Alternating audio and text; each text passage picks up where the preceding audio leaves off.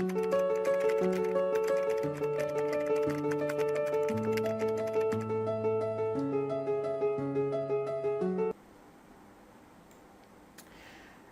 वालेकुम।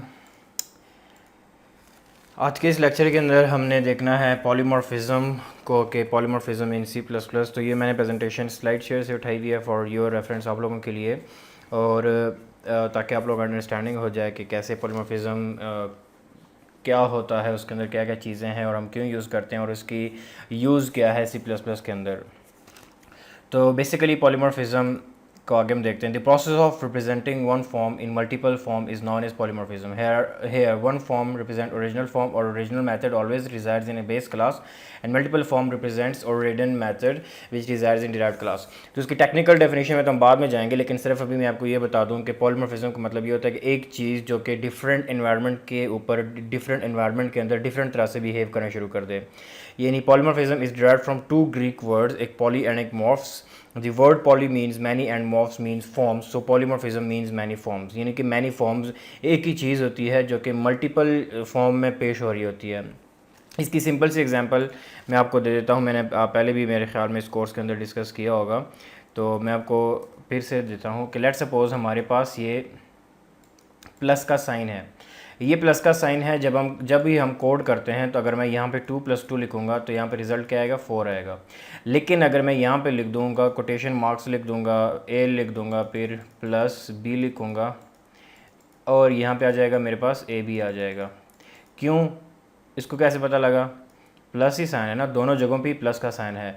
लेकिन क्या होता है कि जब आपके पास, यानी हमारे पास क्या होता है, इसका इन्वायरमेंट जब हम चेंज करते हैं, इस प्लस का जब हमने इन्वायरमेंट चेंज किया तो उसने क्या कर दिया, रन टाइम के ऊपर ही अपना बिहेवियर चेंज कर दिया। तो इस तरह के इस कॉन्सेप्ट को हम क्या कहते हैं, पॉलीमॉर्फिज्म कहते हैं। कि एक चीज़ जब अपना इन्वायरमेंट, यानी उसका इन्वायरमेंट जब चेंज हो जाता है तो वो उस इन्वायरमेंट के साथ भी चेंज हो जाता है, उसका बिहेवियर तब्दील हो जाता है। तो इन रियल लाइफ, हम अब रियल लाइफ से एक एग्जांपल है कि suppose if you are in a class room that you behave like a student. यानी जब आप क्लासरूम में होते हैं तो आप क्या करते हो, स्टूडेंट की तरह बिहेव करते हो। When you are in a market, तो आप क्या करते हो, जब आप मार्केट में होते हो तो आप फिर क्या करते हैं, कस्टमर की तरह बिहेव करना शुरू कर देते हैं। And similarly when you are at home, at that time you behave like a son और daughter. Here one person have different behaviours. यानी जब घर में होते हैं तो डॉटर होता है, सन होता है, भाई बहन, these are all the relationships that you have in at your home. So at different places your behaviour is different. So this is what is, ये आपके पास क्या है कि रियल लाइफ एग्जांपल है यहाँ पे, जस्ट फॉर आपको दिखाने के लिए। कि shopping mall, this kid is a customer in a shopping mall, behave like a passenger in the bus and student in a school, and similarly this person will behave like a son or daughter or brother or sister at the home. So these are the different behaviors of a single person at a different environment। जब आप किसी का environment change करोगे, with that change उसका behavior भी क्या हो जाता है, change हो जाता है। तो अब हम क्या करते हैं कि टेक्निकल चीज़ों की तरफ आते हैं पॉलीमॉर्फिज्म के। So what actually technically polymorphism क्या होता है, कि आपके पास polymorphism means more than one function with the same name with different working. कि आप लोगों ने क्या मेथड ओवरराइडिंग पढ़ा था, कि जब आपके पास फंक्शंस के नेम सेम हो लेकिन उसकी बॉडी के कंटेंट क्या हो, डिफरेंट हो, तो मैं आप लोगों ने पढ़ा होगा फंक्शन ओवरराइडिंग।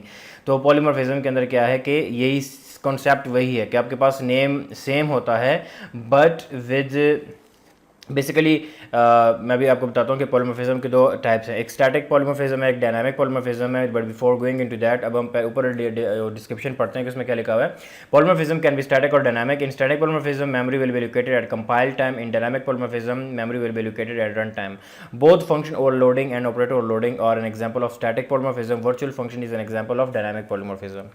तो ये आपके पास क्या हो गया कि पॉलीमॉर्फिज्म वही आपके पास जो पुराना कॉन्सेप्ट था, जो हमने आप लोगों ने पहले भी देखा है, कि आपके पास एक function with a different with same name but different body with a different kind of functionality, this is all which we call the function overriding is a type of the static polymorphism. अब static polymorphism क्या है? Static polymorphism basically जो आप operator overloading करते थे, जो आप function overloading करते थे, जो फंक्शन ओवरराइडिंग करते हो, बेसिकली ये स्टैटिक पॉलीमॉर्फिज्म है। कि जब आप कोड के अंदर ही क्या करते हो कि जब आप कंपाइल टाइम के ऊपर क्या करते हो, एक तरह के फंक्शंस बनाते हो और उसकी क्या करते हो, डिफरेंट तरह के बॉडीज़ को प्रोवाइड कर रहे होते हो। यानी आपके पास जब कंपाइल टाइम के ऊपर ही एक तरह का यानी आप क्या कर रहे हो, एक ही फंक्शन है उसको डिफरेंट तरह की बॉडी प्रोवाइड कर रहे हो, एक ही ऑपरेटर है उसको डिफरेंट तरह की इम्प्लीमेंटेशन प्रोवाइड कर रहे हो, यानी वो क्या होगा, उसके साथ ही उसका बिहेवियर चेंज होता है। यानी आप ये सारे काम कोड लेवल पे करते हो। जब आप ये कोड लेवल पे करते हो उसको हम स्टैटिक पॉलीमॉर्फिज्म कहते हैं। Dynamic polymorphism is also known as late binding and run time polymorphism. Dynamic polymorphism क्या है, अब ये आप इस स्लाइड में इन दिस पहले क्या है कि कंपाइल टाइम पॉलीमॉर्फिज्म है। In this method object is bound to the function call at the compile time itself. यानी कंपाइल टाइम जो मैंने आपको बताया कि जब आप कोड करते वक्त आप क्या करते हो, यानी आप जब आप पॉलीमॉर्फिज्म इंटीग्रेट करते हो, पॉलीमॉर्फिज्म एट कोड करते वक्त क्या होता है कि जब आप फंक्शन ओवरराइडिंग करते हो, जब आप फंक्शन ओवरलोडिंग करते हो, ऑपरेटर ओवरलोडिंग करते हो, तब आप क्या कर रहे होते हो, कंपाइल टाइम पॉलीमॉर्फिज्म कर रहे होते हो, जो आप स्टैटिक पॉलीमॉर्फिज्म कर रहे होते हो। अब रन टाइम पॉलीमॉर्फिज्म क्या है, this example object is bound to the function call only at the run time. अब क्या है कि हम रन टाइम के ऊपर क्या करते हैं, फंक्शंस को कॉल करते हैं। रन टाइम मीन्स जब आपका प्रोग्राम चल रहा होता है। लेट्स सपोज अगर हम C++ की बात करें तो C++ के अंदर क्या है, जब आपका ब्लैक स्क्रीन ओपन है, जब आपका कंसोल ओपन है, तब आप क्या करते हो, फंक्शन की बाइंडिंग करते हो, तब आप फंक्शन को कॉल करते हो। तो हम क्या करते हैं कि अभी आप लोगों ने किया भी होगा लेकिन अभी आपको पता नहीं लग रहा होगा कि कैसे वो होता है कि फंक्शन रन टाइम पे कैसे कॉल हो सकता है। वो भी आपको मैं अभी इस वीडियो के अंदर दिखाऊंगा, इस लेक्चर के अंदर, कि वो कैसे होगा कि आप रन टाइम के ऊपर उस फंक्शन को कैसे कॉल करते हो। ये अभी तो जो कंपाइल टाइम पॉलीमॉर्फिज्म है इसके अंदर आपको कन्फ्यूजन नहीं होनी चाहिए, because compile time polymorphism you guys have already done this, क्योंकि आपने ऑपरेटर ओवरलोडिंग भी किया हुआ है, आपने फंक्शन ओवरलोडिंग और फंक्शन ओवरराइडिंग, ये सारी चीज़ें आपने पहले की हुई हैं। तो जो चीज़ें हैं वो सारी क्या है, पॉलीमॉर्फिज्म है eight compile time, at the code time, जब आप कोड कर रहे हो। रन टाइम के ऊपर क्या है वो भी हम इसके अंदर देखेंगे कि बेसिकली रन टाइम के ऊपर क्या है। तो अब थोड़ी सी एक्सप्लेनेशन के अंदर जाते हैं कि आप लोगों ने ऑलरेडी किया हुआ भी है, बस जस्ट फॉर द रिवीजन हम क्या करते हैं, थोड़ी सी एक्सप्लेनेशन के अंदर जाते हैं। कंपाइल टाइम पॉलीमॉर्फिज्म के अंदर इन C++ programming you can achieve compile time polymorphism in two way, which is given is method overloading है एंड मेथड ओवरराइडिंग है। दो तरह से आपके पास क्या हो गया है, ऑपरेटर और लोडिंग भी आपके पास आ जाता है। बिकॉज ऑपरेटर को आप क्या करते हो, यानी जब भी आप क्या करते हो, एनवायरनमेंट के बेस के ऊपर आप किसी की भी फंक्शनैलिटी चेंज कर रहे होते हो, आपके पास क्या हो जाएगा, इधर आप ये कोड टाइम पे कर रहे हो या रन टाइम के ऊपर कर रहे हो, पॉलीमॉर्फिज्म में आ जाएगा। कोड टाइम के ऊपर आप करोगे तो आपके पास यहाँ पे जो दो मेन एग्जाम्पल आपके पास शेयर हो रही है वो क्या है, operator method overloading and method overriding. So method overloading overloading आप सबको पता है, when ever same method name exist multiple times in the same class with a different number of parameter or different order of parameter or different types of parameter is known as method overloading। ये आपको already idea होना चाहिए इसका कि method overloading क्या है, कि same function with different parameters आपके पास क्या है, वो मेथड ओवरलोडिंग है। In next example method sum is present in addition class with the same name but with a different signature of, और आपके पास अब मैं जाता हूँ एग्जांपल के ऊपर। तो आप देख सकते हो कि एक हमारे पास क्लास है जिसके अंदर एक वेरिएबल, एक फंक्शन लिखा हुआ है जिसका नाम सम है विद 2 पैरामीटर्स। उसी क्लास के अंदर हमने उसी डाटा टाइप और उसी नाम का दूसरा फंक्शन बनाया with 3 parameters. So this is what we called function overloading. So this is a type of the compile time polymorphism, this is example of the compile time polymorphism. So you can see that both the function have same name with a different parameter list in the same class. So this is what we call the compile time polymorphism. Now if you go forward, you can see that when we call these function, that object.sum call the function having the 2 parameters, and when the second of function is called, it has 3 parameter. So this is the main difference. The difference lies here in just the parameters of the function. So आपके पास क्या है, functions के parameters different है, and इसको हम क्या करते हैं, ओवरलोडिंग की एग्जांपल है फंक्शन ओवरलोडिंग की, and this is the compile time example of the compile time polymorphism. And here is the output of the functions that or just called here in this previous slide. So if we move forward to the next slide, static or compile time polymorphism, you will see another example here, method overriding in C++. So actually आप लोगों को method overriding का भी idea होना चाहिए, and I hope आपको होगा idea कि method overloading का मतलब था कि the function with a different parameter, function with the same name but different parameter is called method overloading. And method overriding is actually function with the same name but different body.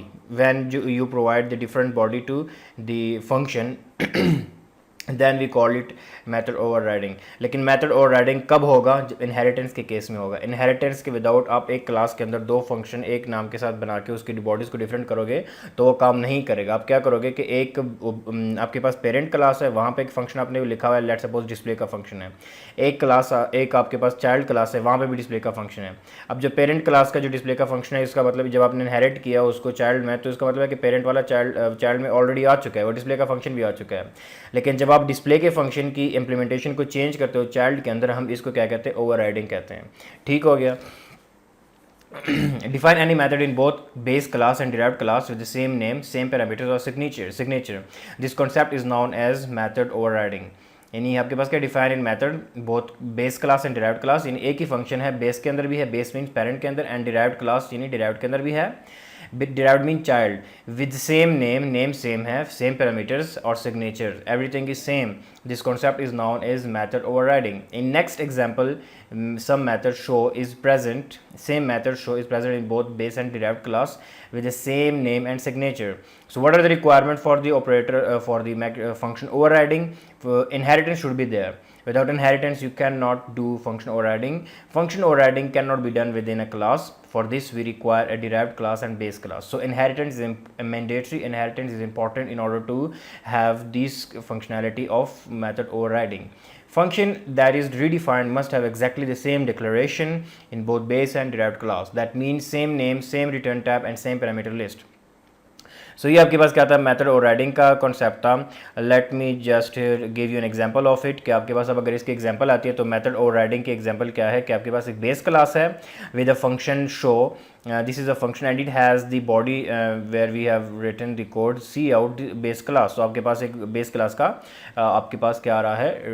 Function की implementation आ रही है। Similarly when we go for the derived class, जब आप derived class में देखते हैं आपके पास क्या है?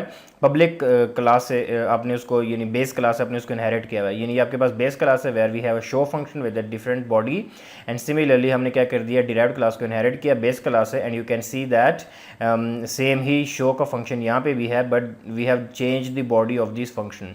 यानी कि ये जो बेस क्लास जब आप इसे डिराइव करते हो, अगर आप ये वाला फंक्शन ना भी लिखते तो ऑटोमेटिकली आपके पास ये वाला फंक्शन आ जाता है। और आप जब डिराइव्ड का ऑब्जेक्ट बनाते हैं मेन के अंदर और आप बेस का क्लास का ऑब्जेक्ट कॉल करते हैं, देन क्या होता है? आपके पास ये आपके पास बेस वाला कॉल हो जाता।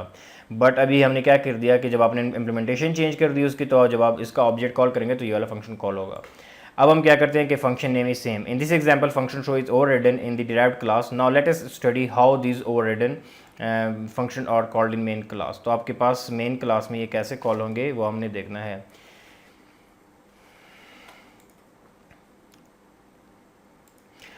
Connecting the function call to the function body is called binding. When it is done, therefore the program is run, it is called early binding or static binding or compile time binding. जब आप क्या करते हो? Function को call करते हो, programme के किसी भी हिस्से के अंदर फंक्शन को कॉल करते हो, उसको हम क्या कहते हैं कि बाइंडिंग कहते हैं। और जब आप उसको कंपाइल टाइम पे करते हो, जब आप खुद को कोड करके उसको कर रहे होते हो, कंपाइल टाइम मतलब कि आप उसको कॉल करते हो और आपको पता है कि यही जब आपका कोड एग्जीक्यूट होगा तो यही वाला, यानी जब आपका प्रोग्राम चलेगा तो ये वाला फंक्शन लाजमी कॉल होगा। तो उस वक्त उसको हम क्या कहते हैं कि स्टैटिक बाइंडिंग या कंपाइल टाइम बाइंडिंग कहते हैं। ठीक हो गया। अब यहाँ पे जो हुआ हुआ है वो क्या है? स्टैटिक बाइंडिंग हुई हुई है। इसको हम अर्ली बाइंडिंग भी कहते हैं। यहाँ पे लिखा हुआ है कि अर्ली बाइंडिंग भी इसको कहते हैं, स्टैटिक बाइंडिंग और कंपाइल टाइम बाइंडिंग भी इसको कहते हैं। अब यहाँ पे जो आपके पास फंक्शन ओवरराइडिंग की एग्जांपल थी उसको हम क्या किया है कि बेस क्लास है with the function show and derived class with the function show, both have the show function and with a different implementation. The body of the both function is different. Now in the main class आपने क्या किया कि base class का object बनाया हुआ है, base class object, derived class का object, ये जो सिंपल है इसको एक्सप्लेन करने की जरूरत नहीं है। अब यहाँ पे क्या है कि बी डॉट शो मतलब कि जो बेस क्लास है उसको अपना फंक्शन कॉल किया हुआ है, डी डॉट शो का मतलब है कि उसका अपना फंक्शन कॉल किया हुआ है। कि जब ये फंक्शन कॉल होंगे, in this example we are calling the overrided function using base class and derived class. यानी कि जब ये दोनों फंक्शन हम क्या करें कि मेन के अंदर बेस क्लास का भी डिराइव्ड क्लास के फंक्शन शो फंक्शन कॉल हुए हैं, base class object will call the base version of the function and the derived class object will call the derived version of the function. आपके पास जो base class है वो क्या करेगा? Base class का call करेगा, डिराइव्ड क्लास का जो है वो डिराइव्ड क्लास का फंक्शन कॉल करेगा। तो for the more explanation, for further explanation, let me just code it for you. मैं क्या करूँगा कि आपके लिए इसको मैं कोड कर देता हूँ कि आपकी अंडरस्टैंडिंग अच्छी हो जाए, लेकिन मैं इसको सिर्फ एक ही फ़ाइल के अंदर जल्दी से आपके लिए कोड करूँगा in order to save time. हमारे पास क्या होगा यहाँ पे कि hash include high stream using namespace std int main। सो ये हमारे पास होगा। अब बट इस मेन के ऊपर हमने क्या करना है, रिटर्न ज़ीरो भी लिख देते हैं यहाँ पे, रिटर्न ज़ीरो। यहाँ पे मैंने क्लास एक बना दिया है बेस का, जैसे यहाँ पे शो हो रहा है, बेस की क्लास बना दी है। एंड बेस की क्लास के अंदर मैंने एक पब्लिक का फंक्शन बना दिया जिसको मैं void शो कह रहा हूँ। ठीक है, अब ये जो शो का फंक्शन है इसकी इम्प्लीमेंटेशन क्या होगी कि सी आउट लिखा है इसके अंदर,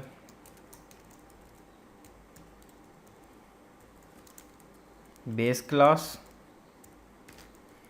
एंड मैं इसी को कॉपी करके यहाँ पे एक और फंक्शन बनाता हूँ, जिस क्लास बनाता हूँ जिसको मैं क्या कर रहा हूँ, डिराइव्ड क्लास कह रहा हूँ। एंड सिमिलरली मैं उसको यहाँ पे कर दूँगा, बेस से मैंने क्या कर दिया, उसको इनहेरिट कर दिया। एंड जस्ट इसकी मैं यहाँ पे ये इम्प्लीमेंटेशन चेंज कर रहा हूँ। अब मैं मेन में जाऊँगा, यहाँ पे बेस बी बनाया एंड उसके बाद डिराइव्ड डी बनाया। अब मैं बेस डॉट शो करूँगा तो मेरे पास क्या आना चाहिए, एंड डिराइव डॉट शो करूँगा तो मेरे पास डिराइव्ड का आएगा। Now if I run this program तो मेरे पास क्या आएगा, दोनों अपने जो फंक्शन है वो अपने अपना वर्जन कॉल करेंगे। पहले बेस क्लास सी आउट होगा, देन डिराइव्ड क्लास क्या हो जाएगा, सी आउट हो जाएगा ऑन द स्क्रीन। यहाँ पे हमने सिस्टम पॉज नहीं लगाया था, सिस्टम पॉज,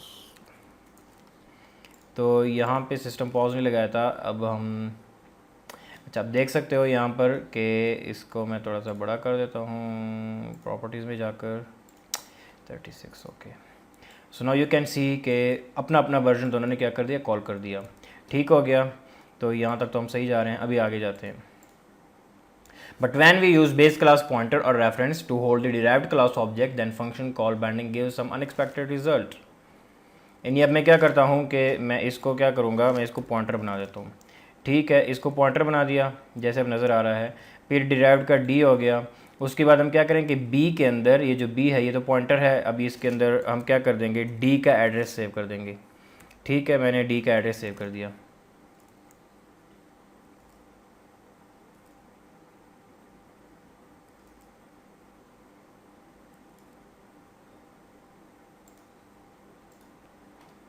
अच्छा, मैंने इसका एड्रेस सेव कर दिया यहाँ पे, बट ये अभी मुझे क्या कर एरर दे रहा है। ये एरर क्यों दे रहा है, बिकॉज हमने यहाँ पे पब्लिक नहीं लिखा, इनहेरिटेंस को पब्लिक कर दिया। अब मैंने पब्लिक किया तो ये सेव हो गया। तो अभी आप देख सकते हो कि यहाँ पे क्या है, जैसे हमने इसको कर दिया। अब मैंने क्या कर दिया कि बी डॉट शो करूँगा। अब मैं बी डॉट शो करूँगा,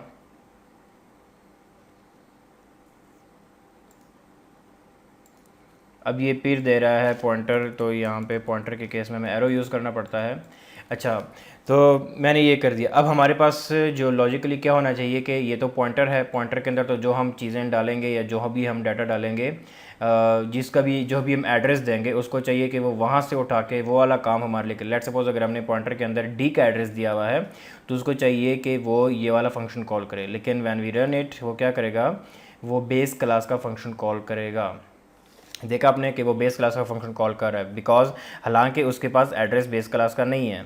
ये क्यों हो रहा है, इसकी वजह जानते हैं। ये इसलिए, इन this example although the object is of derived class still base class method is called, यानी कि ऑब्जेक्ट क्या है, डिराइव्ड क्लास का है, बिकॉज हमने क्या कर दिया है, बेस क्लास तो सिर्फ पॉइंटर है, पॉइंटर के अंदर तो आप जिस चीज़ का एड्रेस दोगे वो जाके वही वाला काम करेगा।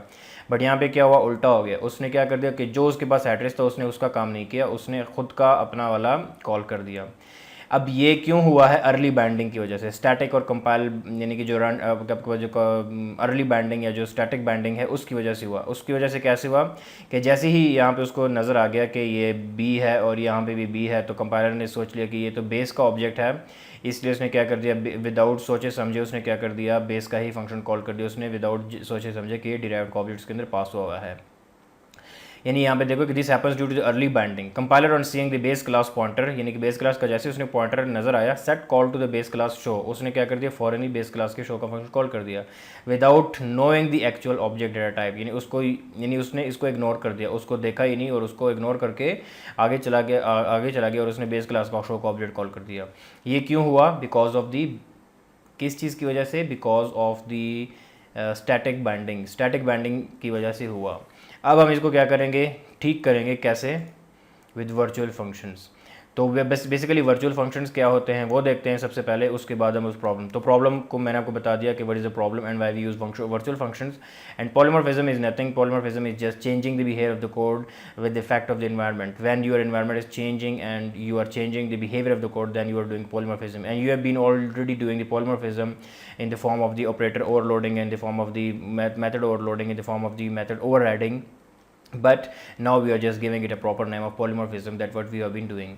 सो अभी हमने क्या कर दिया है कि वर्चुअल फंक्शंस को देखेंगे कि the problem that we just came across, कि आपके पास जब हमने पॉइंटर दिया बेस क्लास डिराइव्ड क्लास का बेस क्लास के अंदर, then it should have called the method of the derived class instead of the base class.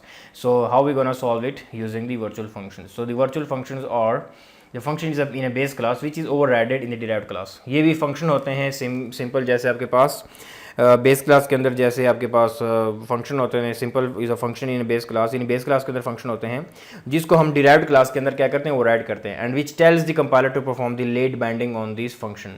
यानी जब आप क्या करते हो, जिस भी फंक्शन के साथ आप वर्चुअल का कीवर्ड लगाते हो तो वो कंपाइलर क्या करता है, फिर उसको इग्नोर नहीं करता. फिर हम फोर्स करते हैं कंपाइलर को कि बगैर सोचे समझे आपने ऑब्जेक्ट का कोई भी मेथड कॉल नहीं करना. आपने देखना है कि कौन सा रेफरेंस पास हुआ है, एड्रेस कौन से ऑब्जेक्ट का है, आपने उस एड्रेस पे जाके वो वाला फंक्शन कॉल करना है.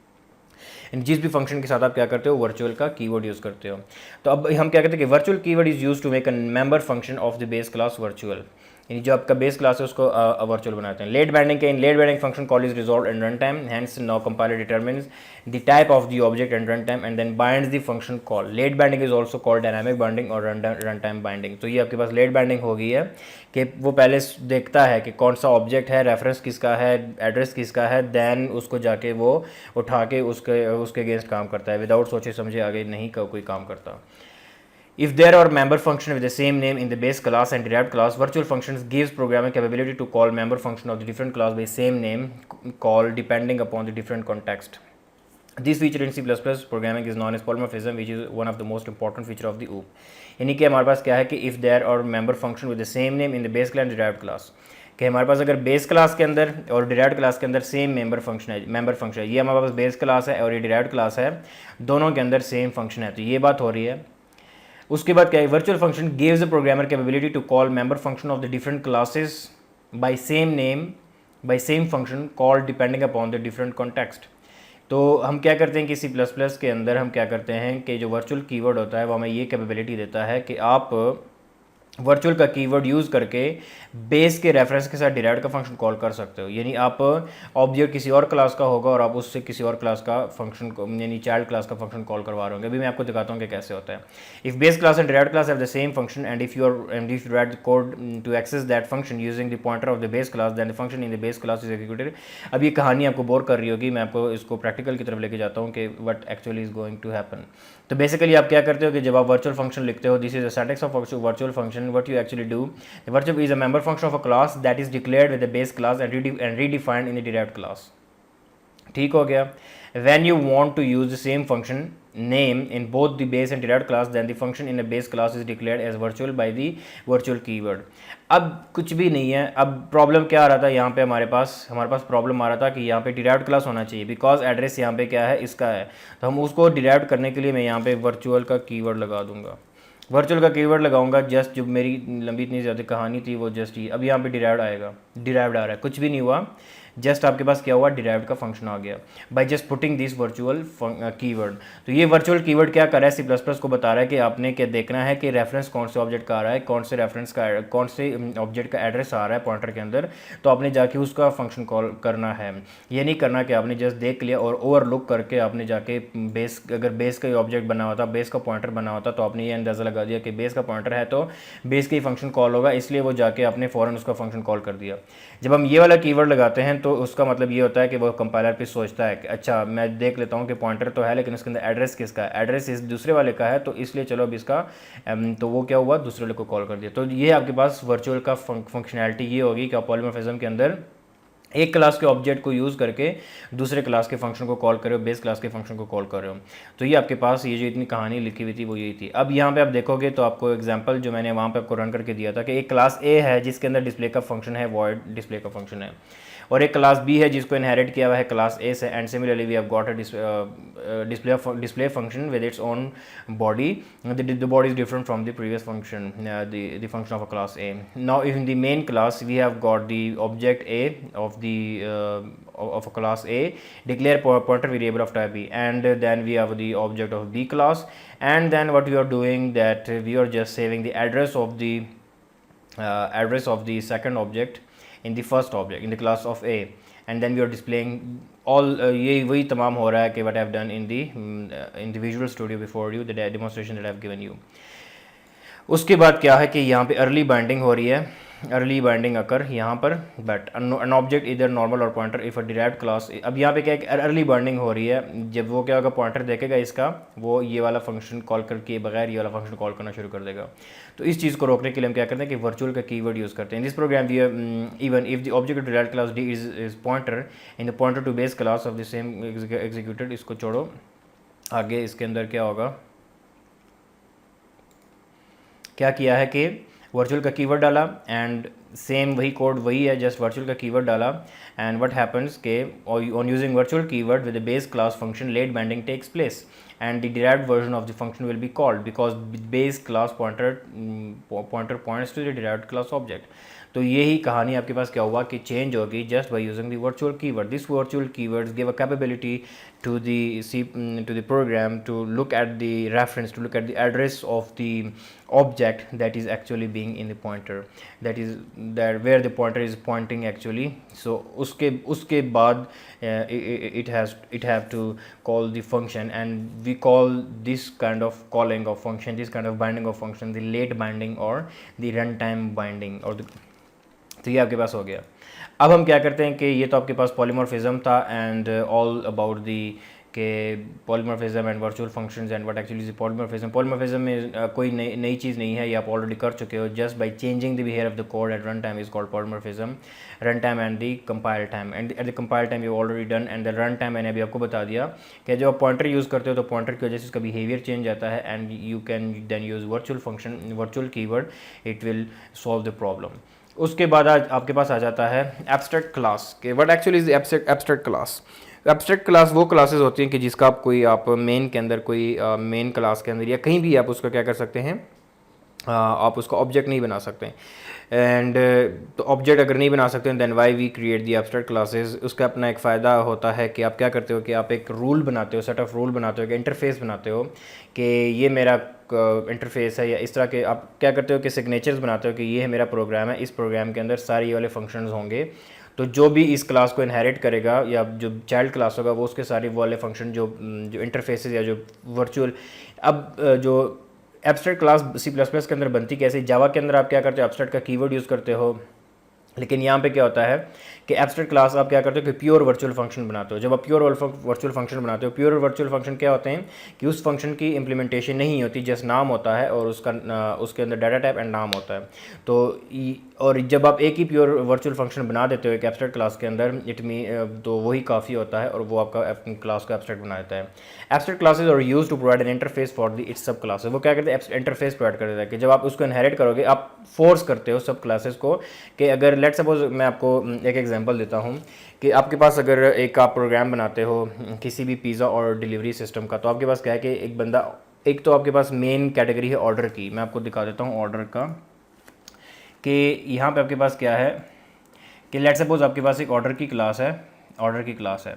अब क्या होगा कि ऑर्डर के अंदर आपके पास कुछ मेथड्स होंगे कि आपके पास क्या है, ऑर्डर की क्लास है, उसके अंदर आप ऑर्डर का एक फंक्शन लिख दो। लेट सपोज एक ऑर्डर का फंक्शन लिख दिया, एक उसके बाद बिल का फंक्शन लिख दिया, एक आपने डिलीवर का फंक्शन लिख दिया, ये आपने 3 फंक्शन लिख दिए। अब लेट सपोज ऑर्डर हमेशा एक जैसा नहीं होता। आप क्या करते हो कि आपके पास डील होते हैं, डील 1 है, डील 2 है, डील 3 है। अब ये जो डील 1 है और डील 2 है, डील 3 है, वो क्या करेंगे, इनहेरिट करेंगे, ऑर्डर को इनहेरिट करेंगे। अब जब मैंने इसको ऑर्डर को इनहेरिट कर दिया तो अगर मैं उसको फोर्स नहीं करूँगा कि आपके पास डील 3 के अंदर ऑर्डर को जब आपने इनहेरिट किया तो आपके पास ये ऑर्डर का फंक्शन भी होना चाहिए, आपके पास बिल का फंक्शन भी होना चाहिए, आपके पास डिलीवरी का फंक्शन भी होना चाहिए। अगर ये फंक्शन नहीं होगे तो आपके पास ये वाला क्लास पूरी कंप्लीट नहीं हो सकती। कैसे मैं इसको फोर्स करूँगा, आप इसको फोर्स कैसे करते हो, बाई आप क्या करते हो कि जो ऑर्डर को आप क्या कर देते हो, एब्स्ट्रैक्ट क्लास बना देते हो, और इन सब को आप क्या करते हो, इंटरफेस आप इसको as a pure virtual function बना देते हो, और ये पूरा क्या बन जाता है, एक इंटरफेस बन जाता है। जब आप इसको इनहेरिट करोगे डील के अंदर, तो आपके पास डील क्या करेगा, एरर देना शुरू कर देगा। वो आपको कहेगा कि आपके पास जितने भी वर्चुअल फंक्शंस हैं आपके पेरेंट क्लास ऑर्डर के अंदर, आप उसको इंप्लीमेंट करना शुरू कर दो, सारे को इंप्लीमेंटेशन करोगे। जब आप सबको इंप्लीमेंट करोगे देन आपका डील का फंक्शन एरर नहीं देगा and it will work fine, otherwise it will give you error at least अगर आपके पास कोई भी सा भी फंक्शन, यानी कि अगर आपने एक भी फंक्शन छोड़ दिया और उसकी इंप्लीमेंटेशन आपने नहीं प्रोवाइड की, then it will give you an error. तो इस तरह आप क्या करते हो, फोर्स कर देते हो कि आपकी जितनी, यानी आपके पास एक रूल है, आपने एक पॉलिसी बनाई कि जो भी इस क्लास को इनहेरिट करेगा वो उसके सारे फंक्शन को इंप्लीमेंट करेगा, अदरवाइज वो काम नहीं करेगा। तो ये कैसे होता है, let me just show you in the code. अब हम देखते हैं इसको कोड में कैसे, बट बिफोर हम क्या करते हैं इसका थोड़ा सा थ्योरी वगैरह देखते हैं। Abstract classes are used to provide interface, ये तो मैंने आपको बता दिया। Classes inheriting an abstract class must provide their definition to a pure orphan function, otherwise they will also become abstract class. A class with at least one pure virtual function or abstract function is called abstract class. यानी कि आपके पास at least एक virtual pure function होना चाहिए। उसके बाद क्या है कि pure virtual function is also known as the abstract function, and these are just theory that you can learn. ये सेंटेक्स क्या है वर्चुअल फंक्शन बनाने का, आपके पास इस तरह का सेंटेक्स हो जाता है कि वर्चुअल फंक्शन इस तरह बनाते हैं। अब लेट सपोज मेरे पास एक क्लास ये था जो बेस क्लास है, मैं इसके अंदर इस फंक्शन को वर्चुअल फंक्शन बनाता हूँ, तो मैं इसको एब्स्ट्रैक्ट क्लास बना दूंगा। अब मैं जैसे इसको क्या कर दूंगा, इक्वल टू 0 बना दिया, ये आपके पास वर्चुअल फंक्शन हो गया, और ये बेस क्लास आपके पास क्या होगी, डिराइव्ड क्लास बन गई है। ठीक हो गया। ये आपके पास क्या है, सेंटेक्स है for declaring any class as an abstract class. और ये आपके पास आप कैसे बनाते हो, just by adding just virtual function to any class, it will make the class as an abstract class. ये आपका सेंटेक्स है। वर्चुअल कीवर्ड वो बाकी सारा सेम है, but you just put the equal sign at the end of the function, तो आपके पास क्या हो जाता है, ये वर्चुअल फंक्शन बन जाता है, and this whole class becomes the abstract class. Now let me just move forward. A class which have the word is abstract class हो जाता है. We cannot create object of the abstract class, so we need to create sub class of the abstract to use that function. हम abstract class का कोई object नहीं बना सकते, that's why हमें क्या करना पड़ेगा, उसको लाजमी इनहेरिट करना पड़ेगा। When you inherit that class then what is going to happen, तो आपने उसकी जो वर्चुअल फंक्शन होगा उसकी इंप्लीमेंटेशन लाजमी प्रोवाइड करनी है। तो let me just show you the definition here कि आपके पास क्या है, एक एब्स्ट्रैक्ट बेस क्लास है, उसके अंदर एक वर्चुअल फंक्शन 1 लिखा हुआ है, वर्चुअल फंक्शन 2 है, और एक डिस्प्ले का फंक्शन है। प्योर वर्चुअल फंक्शन है और ये एक एब्स्ट्रैक्ट क्लास हो जाती है। आपने इसको डिस्प्ले का यानी सेम जैसे यहाँ पे हुआ है कि हमारे पास जो दूसरा कोई फंक्शन नहीं है, मैंने सिर्फ एक ही लिखा हुआ है। लेट सपोज अगर मैं 2 कर दूंगा यहाँ पे, और यहाँ पे मैंने इसको पेस्ट कर दिया और यहाँ पे शो 1 कर दिया, ठीक हो गया। जैसे उसकी एग्जांपल है उस तरह मैं लेके जा रहा हूँ आपको। अब यहाँ पे एक बेस क्लास है, जैसे यहाँ पे हमारे पास बेस क्लास थी, और इसके अंदर हमने 2 वर्चुअल फंक्शन ऐड कर दी, इट मीन्स कि ये अब एब्स्ट्रैक्ट क्लास है। ठीक हो गया। फिर उसके बाद क्या हुआ कि डिराइव्ड क्लास है, उसको हमने इनहेरिट किया विद द बेस क्लास। तो आपके पास ये डिराइव्ड क्लास है, ये आपके पास क्या हो गया, डिराइव्ड क्लास हो गया। एंड ये आपके पास क्या है, वर्चुअल फंक्शन की इम्प्लीमेंटेशन थी, ओवरराइड कर दिया था उसी वर्चुअल फंक्शन को। अब यहाँ पे आप देख सकते हो कि अगर मैं मैंने यहाँ पे क्या कर दिया कि 2 वर्चुअल फंक्शन ऐड कर दिए हैं, एक की तो इम्प्लीमेंटेशन इसके अंदर है, दूसरे की नहीं है। अब यहाँ पे देखो वो मुझे एरर दे रहा है, object of abstract class is not allowed. यहाँ पे क्या लिखा हुआ था कि यहाँ पे क्या लिखा हुआ था, अ class with at least 1 pure function, pure यहाँ पे otherwise it will B classes inheriting an abstract class must provide definition to the pure virtual function, otherwise they will also become abstract class। तो वो क्या खुद भी abstract class बन जाएंगे। ठीक हो गया। अभी देखो कि मैंने क्या कर दिया कि एक तो फंक्शन की इम्प्लीमेंटेशन मैंने दी है लेकिन दूसरे की मैंने नहीं दी, तो वो क्या हो गया, उसको भी उसने abstract class बना दिया, and it start giving me an error कि आपके पास abstract class का वो नहीं बन सकता। तो अगर मैं इस दूसरे फंक्शन की भी इम्प्लीमेंटेशन यहाँ पे दूँ इसको इस तरह, एंड यहाँ पे उसका नाम शो 1 लिखूँगा, तो आप देखोगे कि एरर जस्ट फेड अवे, तो आपके पास एरर ख़त्म हो जाता है। तो ये आपके पास क्या है कि आप क्या कर देते हो, फोर्स कर देते हो उसको कि आपके पास अगर आपने क्या करना है, आपने अगर इस क्लास को इनहेरिट करना है तो आपने उसके सारे फंक्शन को इम्प्लीमेंट करना होगा और आपको इम्प्लीमेंटेशन करनी होगी। जैसे मैंने आपको एग्जांपल दी कि आपके पास अगर पिज़्ज़ा डिलीवरी का सिस्टम है तो आपके पास क्या होगा, ये ऑर्डर का एक क्लास होगा, तो ऑर्डर के अंदर आपने मैंडेटरी कर दिया कि एक ऑर्डर का फंक्शन होगा, बिल का फंक्शन होगा, डिलीवरी का फंक्शन होगा। तो आपके पास जितने भी डील्स होंगे वो डील्स तभी सक्सेसफुल होंगे या तभी उसको सक्सेसफुल इसको फंक्शनलिटी को यूज़ कर पाएंगे जब तक वो इन सब की इंप्लीमेंटेशन प्रोवाइड करेंगे। जो भी नई क्लास इसको इनहेरिट करेगा वो that class must implement the function the virtual function of the parent class. Only in that case it will be able to work, otherwise not. तो ये आपके पास थोड़ी सी एग्जांपल थी प्योर वर्चुअल फंक्शन की। आई थिंक थोड़ा सा ये होगा आपके लिए कंफ्यूजिंग होगा, but it's not too much confusing, simple सा है कॉन्सेप्ट। जस्ट आपने इनहेरिटेंस ही करनी है, जस्ट आपको थोड़ा सा तरीका चेंज हो रहा है कि आप चीज़ों को थोड़ा सा आपके इनहेरिटेंस की, आप इसको समझ लो कि इनहेरिटेंस की पावर को आपको दिखाया जा रहा है कि आप कैसे इसको डिफरेंट तरह से यूज़ कर सकते हो। कि अगर आपने फोर्स करना है किसी बंदे को कि आपने इनहेरिटेंस, आपने मेरी क्लास को इनहेरिट कर दिया है, किसी और क्लास को अगर आप फोर्स करो कि आपने मेरी क्लास को इनहेरिट कर दिया है, इनहेरिट करने से सिर्फ आपको कुछ नहीं बनने वाला। आपने क्या करना है, जितनी भी मैंने फंक्शंस प्रोवाइड किए हैं प्योर वर्चुअल फंक्शंस हैं, आपने उनको भी, जो एब्स्ट्रैक्ट फंक्शन है, आपने उनको भी इनहेरिट, अपने सबको इम्प्लीमेंट क्या करना है, इम्प्लीमेंटेशन प्रोवाइड करनी है, otherwise it's not gonna work for you. तो ये आपके पास हो गया कि डिराइव्ड क्लास है एंड डिस्प्ले क्लास, ये जो मेन के अंदर इसको कॉल किया है, and this is the output of the program. So ये जो आज का जो लेक्चर था इसके अंदर क्या था, पॉलीमॉर्फिज्म। पॉलीमॉर्फिज्म इतना मुश्किल टॉपिक नहीं था, जस्ट क्या है कि आप ऑलरेडी कर चुके हो, जस्ट आपको एक टॉपिक उसको हमने टाइटल दिया आज के, जो हम अभी तक हम करते आ रहे थे, हमने इसको टाइटल दिया कि this is what we call polymorphism.